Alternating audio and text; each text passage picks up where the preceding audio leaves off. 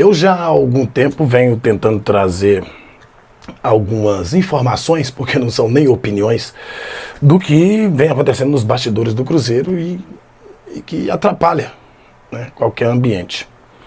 E é lógico, eu já falei por pelo menos 3 vezes e por descrédito de alguns que acompanham a Cláudio Silva TV, acabou se tornando uma narrativa, acabou virando uma narrativa como se fosse algo que o Cláudio estivesse tentando plantar dentro da instituição, porque a coisa estava caminhando muito bem e precisava de alguém para atrapalhar o ambiente. Esse cara foi o Cláudio Silva, falando que nos bastidores do Cruzeiro as coisas não andam do jeito que parecem andar, que lá dentro tem uma problemaiada danada, tem problema de ego lá dentro, problema de ego tem em todos os lugares, tá? Que isso fique bem claro, mas que a coisa era muito pior do que o torcedor do Cruzeiro pudesse imaginar.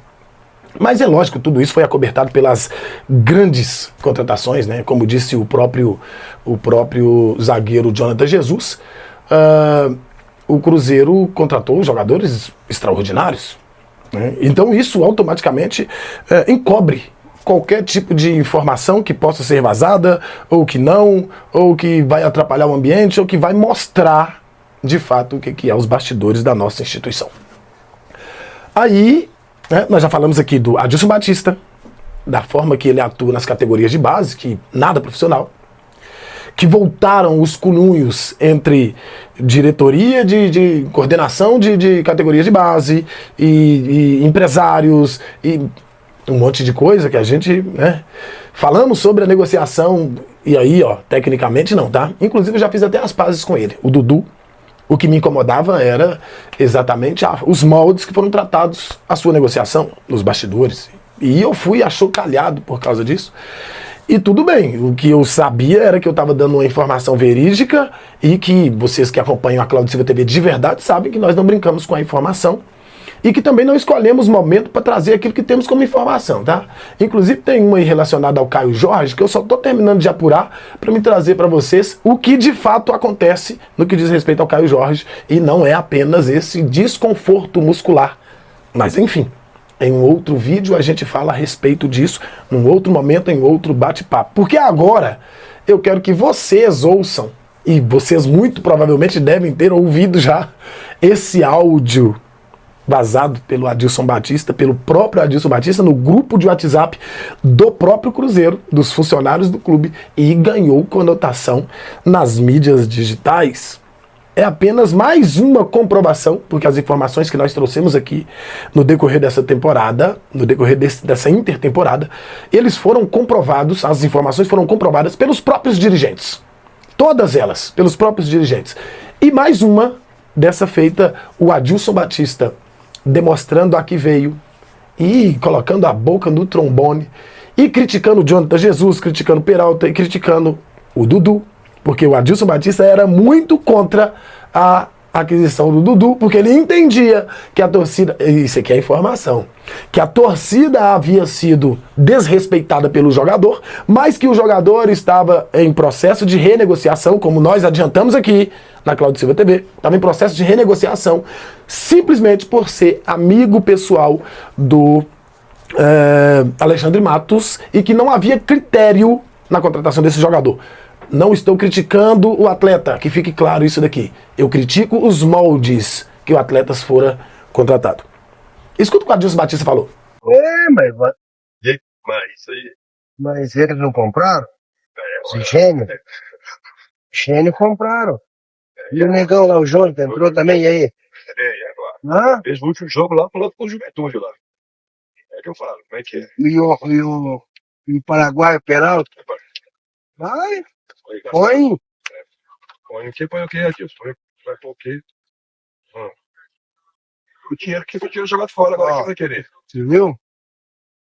São dos dois. Ele fez 2 linhas de 4 e os dois. Aí daqui a pouco tem pressão pro Dudu jogar. Aí eu quero ver o Dudu acompanhar. O Dudu tá jogando na posição errada, né? Eu não vi o jogo, já vi os lances. Eu vi os lances. Ele foi jogo perdido. Eu vi os lances e viu. Geraldão, deixa eles. Os caras com até uns 10 minutos do primeiro tempo, o Cruzeiro fez alguma coisa. Depois o São Paulo partiu pra cima e começou tudo o jogo. Né? O Marcelo, acho que era Mal. não acompanha. Eu falei, tomar a posição dele é demorado. Ferreirinha lá, pô, como assim, já? Dando porrada, chegando nos caras. Diante de toda essa fala do Adilson Batista, sobra agora para o Pedro Lourenço. Por quê?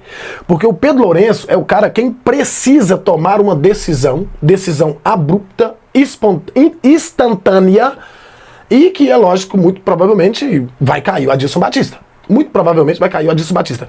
Porque o Adilson Batista não fala muitas mentiras aqui. Só que quando ele critica um Jonathan Jesus, ele mostra o despreparo que ele tem para trabalhar nas categorias de base.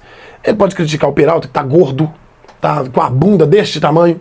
Ele pode criticar o Dudu pelos moldes da sua contratação. Tecnicamente, eu acho que é meio difícil questionar esse jogador. Mas quando ele questiona o Jonathan Jesus, aí você vê que ele não tem capacidade nenhuma de trabalhar com as categorias de base do Cruzeiro e de qualquer outra instituição que seja. E nós batemos nessa tecla aqui lá atrás, porque não tem mais profissionalismo nas categorias de base do Cruzeiro.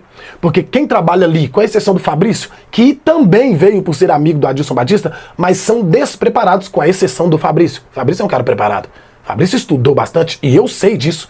Você que acompanha o futebol no contexto geral, você sabe que o Fabrício estudou e ele se preparou para estar ali. Agora os demais, os outros que foram contratados pelo Adilson Batista, que é o coordenador geral das categorias de base do Cruzeiro, sem competência nenhuma e simplesmente por ser amigo do Pedro Lourenço,